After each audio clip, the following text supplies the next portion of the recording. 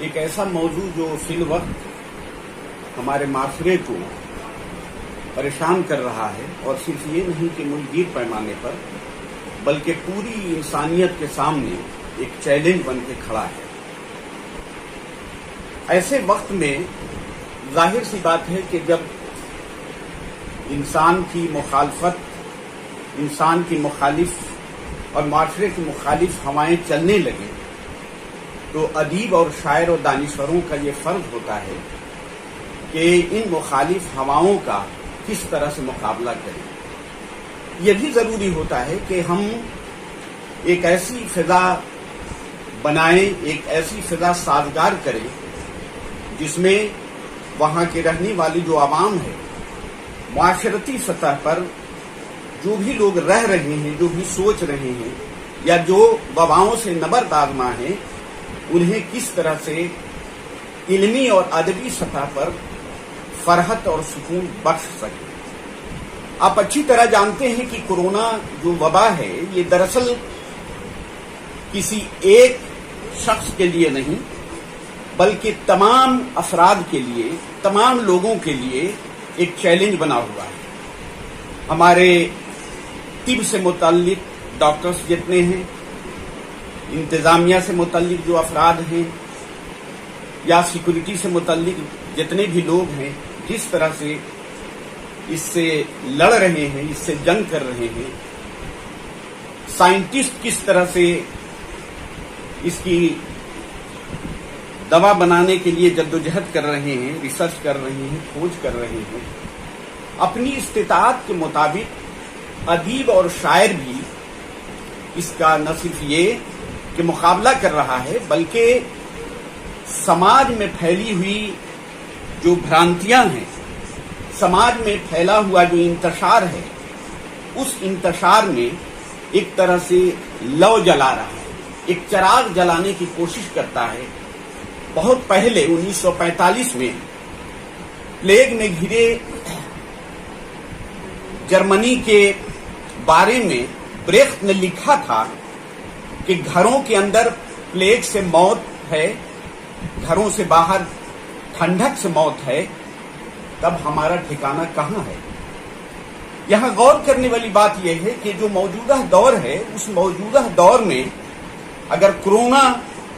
جیسی بیماری پر اگر غور آپ کریں گے تو اندازہ ہوگا کہ بریخت کا یہ قول موجودہ دور میں بھی صادق آتا ہے۔ ہم ابھی جس طرح سے ایک بیماری سے نہ صرف یہ کہ موتیں ہو رہی ہیں بلکہ یہ بھی ہے کہ گھر سے باہر، یعنی کورونا نے پورے ہمارے جو معاشرتی جو سسٹم ہے، جو معاشرتی نظام ہے، اور صرف معاشرتی نہیں بلکہ زندگی کے مختلف شعبوں کو جس طرح سے کورونا نے متاثر کیا ہے، اس سے ہماری سیاسی، ہماری معاشرتی زندگی بھی متاثر ہوتی ہے۔ ظاہر سی بات ہے کہ اس وبا نے جہاں ایک طرف موت کا لامتناہی سلسلہ شروع کیا ہے تو دوسری طرف جس طرح سے ہم خوف و ہراس میں مبتلا ہیں یہ کوئی کہنے کی ضرورت نہیں ہے۔ اور تیسری طرف جو بہت ہی اہم بات ہے وہ یہ ہے کہ ہمارے ملک میں بسنے والے تقریباً 40% افراد اس کورونا کی وجہ سے نہ صرف یہ کہ روڈ پہ آ گئے ہیں بلکہ 2 وقت کی روٹیاں انہیں میسر ہونے میں پریشانی ہو رہی ہے۔ ایسے حالات میں بعض لحاظ سے سیاسی سطح پر بھی اگر دیکھا جائے تو سیاسی سطح پر بھی ایک انتشار ہے، اور اس انتشار کا جو اثر ہے وہ ادب پر بھی پڑ رہا ہے اور یہاں کے رہنے والے افراد پر بھی پڑ رہا ہے۔ معاشرہ جس طرح سے لہولہان ہو رہا ہے، جس طرح سے شکست و ریت سے گزر رہا ہے، ہمارے شاعروں نے، ہمارے ادیبوں نے، ہمارے دانشوروں نے بڑی پابندی سے گزشتہ 2.5-3 مہینے سے جس پابندی سے اپنی اپنی استطاعت کے مطابق اپنے قلم کا جادو دکھا رہے ہیں، وہ یقیناً ہمارے لیے طمانینت کا سبب ہے۔ جہاں ایک طرف मसाइल पर रोशनी डाली जा रही है, इंतशार और बदअमनी पर रोशनी डाली जा रही है, या समाज में जो एक तरह से टकराव की भी सूरत पैदा हो रही है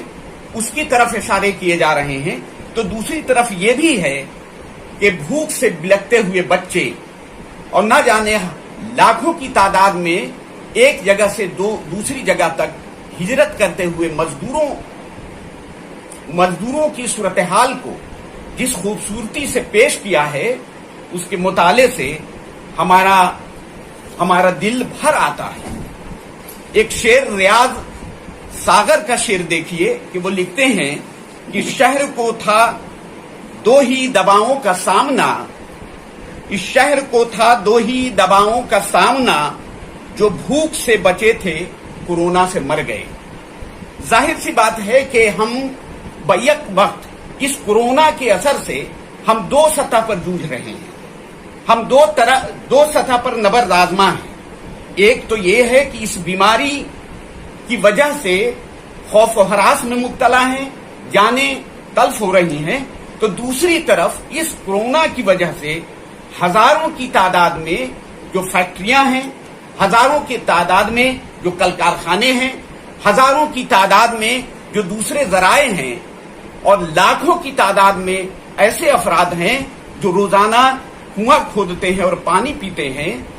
उनके सामने दो रोटी का मसला सबसे बड़ा उभर करके आया है। एक बात और जो उभर करके आई है वो ये है कि बाज इब्नुल वक्त जो हजरात हैं, यानी सियासत मौजूदा दौर में कोरोना को लेकर के सियासत भी सरगर्म है। आप अच्छी तरह जानते हैं कि मौजूदा दौर सियासत दरअसल सिर्फ सियासत नहीं है बल्कि एक पावर का नाम है, एक शक्ति का नाम है, एक ताकत और कुव्वत का नाम है। और यही वजह है कि जो इक्तिदार में बैठे हुए हैं और जो इक्तिदार के हवस के शिकार हैं, इनके अंदर जिस तरह से शोबदाबाजी है, जिस तरह से अय्यारी और मक्कारी है, ऐसे हजरात जिन्होंने इंसानियत को तज करके इंसानियत का जो रिश्ता सियासत से था, इंसानियत का जो रिश्ता एक तरह से इक्तिदार से था, यानी बुनियादी जो काम है इक्तिदार का वो इंसानियत का तहफ्फुज है, इंसानियत को बचाना है, अपने लहूलहान होते माशरे के लिए मदावत तलाश करना है। हम बिखरते हुए समाज को एकता की कड़ी में पिरोने का ये काम सियासतदां का भी है और माशरे में रहने वाले हर शख्स, हर फर्द का ये फरीजा भी है। तो इसकी वजह से भी हमारे यहाँ बाज लिहाज से अगर देखा जाए तो इंतशार पैदा हुआ है। बहुत सारी ऐसी चीजें हो गई हैं जिससे हम मजहब के नाम पर, धर्म के नाम पर, इलाकायत के नाम पर और जात के नाम पर भी भेदभाव के शिकार हो रहे हैं। दरअसल ये चैलेंज जो कोरोना का चैलेंज है, बुनियादी तौर पर हमारे मुल्क में रहने बसने वाले हर शख्स के सामने ये चैलेंज है। ये किसी एक फिरके, किसी एक जात या मजहब का नहीं है, बल्कि इस प्यारे मुल्क में बसने वाले तमाम अफराद के लिए वही मसला है जो किसी एक खित्ते या एक इलाके या एक मजहब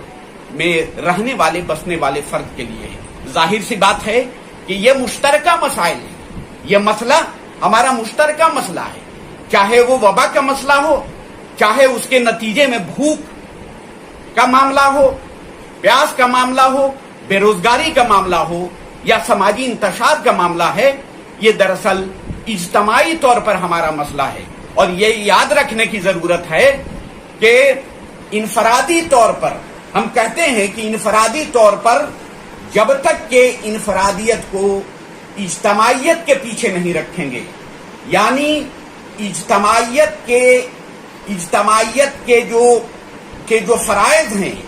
इज्तमाइयत के फराइज को जब तक के इनफरादियत के पीछे आगे नहीं रखेंगे तब तक के हम अपने समाज को बेहतर नहीं बना सकते। सिर्फ ये नहीं है कि हम ये कह दें कि साहब हम इससे परेशान हैं, बल्कि हमें مل کر کے اتحاد کے ساتھ اتفاق کے ساتھ ہمیں آگے بڑھنے کی ضرورت ہے. اور یہ جو ایک بھیاوہ استھتی ہے، ایک طرح سے ایک خوفناک جو صورتحال پیدا ہو گئی ہے، اس خوفناک صورتحال سے ہم مل کر کے اجتماعی طور پر یہاں انفرادیت کو اجتماعیت میں گم کر دینے کی ضرورت ہے. اجتماعیت کے بغیر ہم اپنے ملک کی سالمیت، ہم اپنے ملک کی ترقی، فلاح و بہبودی نہیں کر سکتے ہیں. میں یہاں پہ ایک اردو کا شاعر تہذیب حافی کا کہ چند اشعار میں پیش کرنا چاہتا ہوں، اور دیکھیے کہ کس طرح سے یہ جو وبائیں ہیں، یہ وقتاً فوقتاً کہا جاتا ہے کہ ہر 100 برس کے بعد یہ جو وبا ہے وہ کسی نہ کسی صورت میں انسان کے سامنے چیلنج لا کر کے کھڑی کر دیتی ہے. تو اس وبا کے دور میں ہمارے بزرگوں نے، ہمارے پروجوں نے جس طرح سے اس سے مقابلے کے لیے، جس طرح سے اس سے جنگ کے لیے جو ہمیں درس دیا تھا، دراصل آج وہ درس یاد آتا ہے. ہمیں یاد آتا ہے نانی دادی کی کہانیاں کہ کس طرح سے آج سے 100 سال پہلے، آج سے 50 سال پہلے جب وبا کا زمانہ ہوتا تھا، پلیگ ایک زمانے میں چیچک جو چلی ہوئی تھی، تو اس زمانے میں کس طرح سے لوگ ایک دوسرے کے کاندھے سے کاندھا مل کر کے ایک دوسرے کے پیار و محبت کے ساتھ یہ اس کا مقابلہ کرتے تھے اور ہر سطح پر ایک دوسرے کو مدد کرتے تھے. ظاہر سی بات ہے کہ شاعر کس طرح سے ان تمام جو اس کا ماضی ہے، جو اس کے گزرے ہوئے زمانے ہیں، جو صدیوں سے جو تہذیبی سطح پر جو باتیں چلی آ رہی ہیں، جو درس چلا آ رہا ہے، اس کو کس طرح سے ایک شاعر بیان کرتا ہے. لکھتا ہے، ایک چھوٹی سی نظم ہے اس کی، کہتا ہے کہ کتنی صدیاں سفر میں گزری مگر آج اسی جگہ ہیں جہاں سے ہمیں اپنی ماؤں نے رخصت کیا تھا. کہنیوں سے اپنا منہ ڈھانپ کر کھانسنے کو بڑوں نے کہا تھا، تو ہم ان پر ہنستے تھے اور سوچتے تھے کہ ان کو ٹیشو پیپروں سے الرجی ہے، لیکن یہ ہمیں پتہ نہیں تھا کہ ان پر وہ آفات ٹوٹی ہیں جن کا ہمیں ایک صدی بعد پھر سے سامنا ہے. وبا کے دنوں میں کسے ہوش رہتا ہے، کس ہاتھ کو چھوڑنا ہے، کسے تھامنا ہے. کچھ مہینے تمہیں اپنے تسمے نہیں باندھنے، اس سے آگے تو تم پہ ہے کہ تم اپنی منزلوں پہ پہنچو. یہ پھر راستوں میں رہو اس سے پہلے کہ تم اپنے محبوب کے وینٹیلیٹر پر دیکھو، گھروں میں رہو. ظاہر سی بات ہے کہ شاعر نہ صرف یہ کہ اپنی صدیوں پرانی روایت کو یاد کر رہا ہے، بلکہ بعض لحاظ سے جیسا کہ میں نے عرض کیا تھا کہ شاعر یا ادیب کا جو کام ہوتا ہے وہ صرف یہ نہیں ہے کہ ہمارے اندر احساس پیدا کرتا ہے. یہ بھی یاد رکھنا چاہیے کہ شاعر یا ادیب ہمارے ہاتھوں کو ایک طرح سے اوزار نہیں دیتا ہے. شاعر یا ادیب ہمارے پاس دوائیاں لا کر کے ہمارے ہاتھوں کو نہیں دیتا ہے، بلکہ ہمارا ذہن تیار کرتا ہے اس سے لڑنے کے لیے، اس سے مقابلہ کرنے کے لیے. یہ احساس شاعر اور ادیب کے یہاں ہی ہوتا ہے. کس طرح سے شاعر یہ کہہ رہا ہے کہ اپنے جوتے کے تسموں کو باندھنا ابھی بند کرو، یعنی یہ علامت ہے اس بات کی کہ آپ گھروں سے باہر نہ جائیں، آپ گھر سے باہر نہ نکلے. آج کوارنٹائن کی بات چل رہی ہے، گھر سے باہر نہ نکلنے کی ہدایتیں ہیں. جگہ جگہ گورنمنٹ نے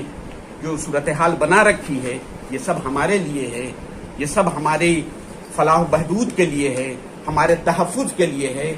اور ہماری زندگی کی بقا کے لیے ہے. کامیو نے 1947 میں عالمی وبا پر ایک پلیگ جو ناول لکھا تھا، جو فرانسیسی زبان میں ہے، آپ اچھی طرح جانتے ہیں، اس کا ترجمہ بھی اردو، ہندی اور دوسری زبانوں میں. یہ الجیریا شہر کی داستان تھی جہاں وبا میں لاکھوں لوگ مر گئے تھے. وبا کے دوران عوام میں ذہنی و فکری سطح پر جو تبدیلی واقع ہوتی ہے، دراصل وبائیں جو آتی ہیں اس وبا کی وجہ سے صرف یہ نہیں کہ ہمارا معاشرہ اثر انداز ہوتا ہے، بلکہ انفرادی اور اجتماعی طور پر اس کے اثرات مرتب ہوتے ہیں، اس کے بعض منفی اثرات مرتب ہوتے ہیں اور بعض مثبت بھی ہوتے ہیں۔ مثال کے طور پر اس کورونا کی وجہ سے کہا جا رہا ہے کہ گزشتہ دنوں میں اتر پردیش کے ایک شہر سے ہمالیہ نظر آ گیا۔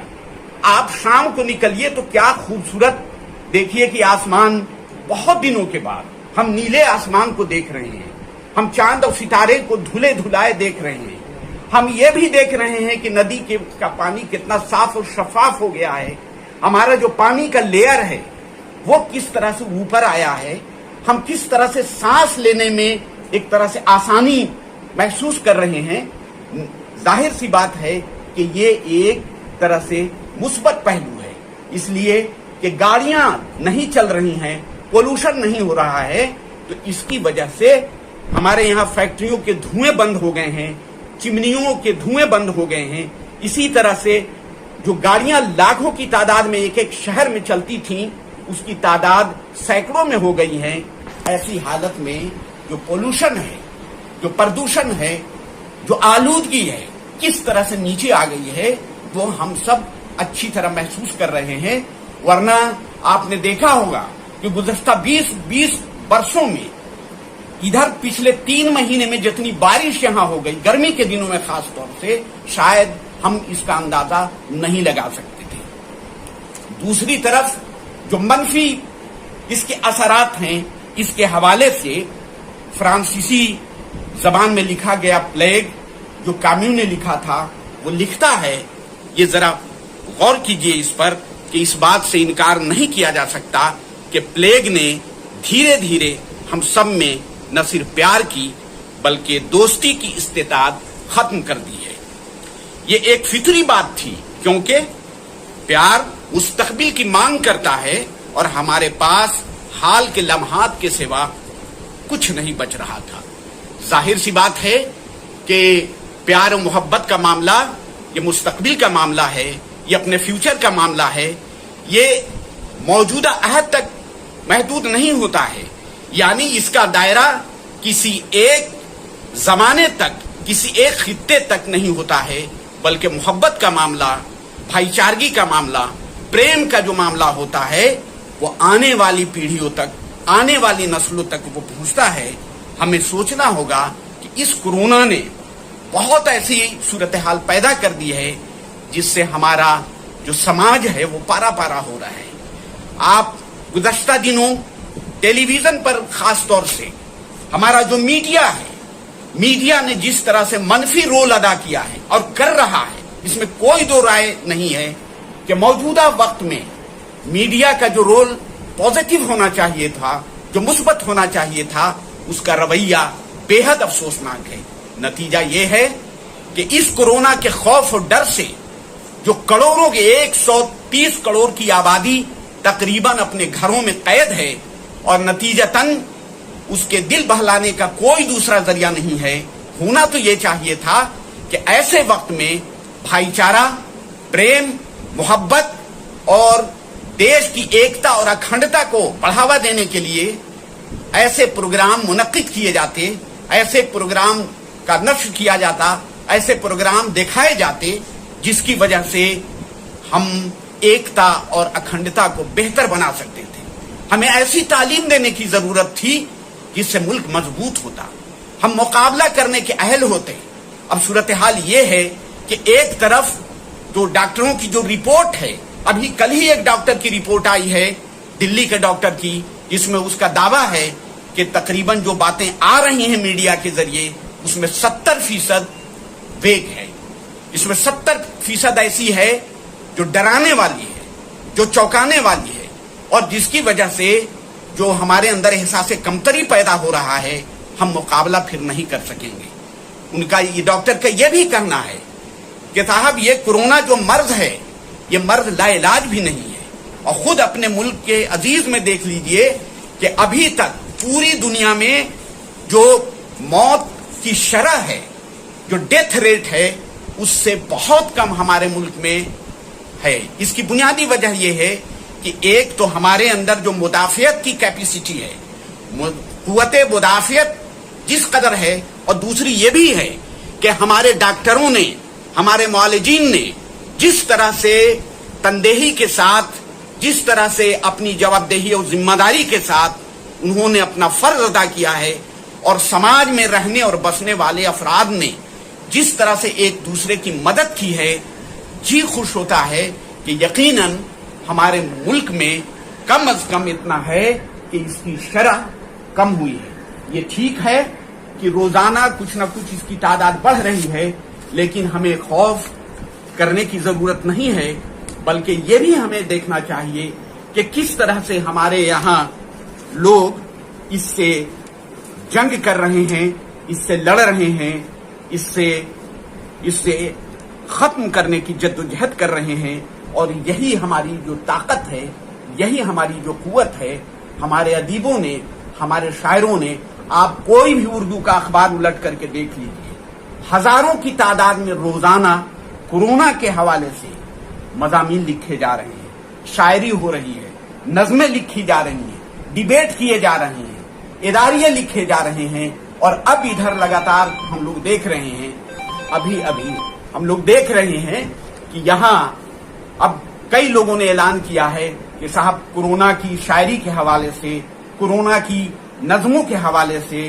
कोरोना की गजलों के हवाले से, कोरोना पर जो कहानियां लिखी जा रही हैं उसके हवाले से अब इसको तरतीब देने का काम किया जा रहा है। जाहिर सी बात है कि मौजूदा अहद का जो अदब होता है, दरअसल ये अदब मौजूदा अहद तक नहीं रहेगा, बल्कि यही अदब हमारे मुस्तकबिल के लिए एक तरह से तारीख का काम करता है। और आने वाली नस्लें ये बावर होंगी, आने वाली नस्लों तक ये पैगाम पहुंचेगा कि उस जमाने में यही वजह है कि जो तारीख आज का अदब कल सिर्फ अदब नहीं होगा, बल्कि उसकी हैसियत एक तारीख की भी हो जाएगी। तो जाहिर सी बात है कि तारीख के हवाले से जो मुस्तकबिल की नस्लें होंगी, वह न सिर्फ ये कि अपने माशिर में जीने का हुनर सीखेंगी, बल्कि मुस्तकबिल में क्या कुछ होना चाहिए, मुस्तकबिल का जो लाहे अमल होगा, ये दरअसल इसी से तय किया जाएगा। इसलिए आज के दौर में जो भी कलमकार, जो भी अपने हवाले से, अपनी इस्तिताअत के हवाले से लिख रहा है, वो यकीनन सिर्फ आज के लिए नहीं लिख रहा है, बल्कि हमारे मुस्तकबिल के लिए वो तारीख भी गढ़ रहा है।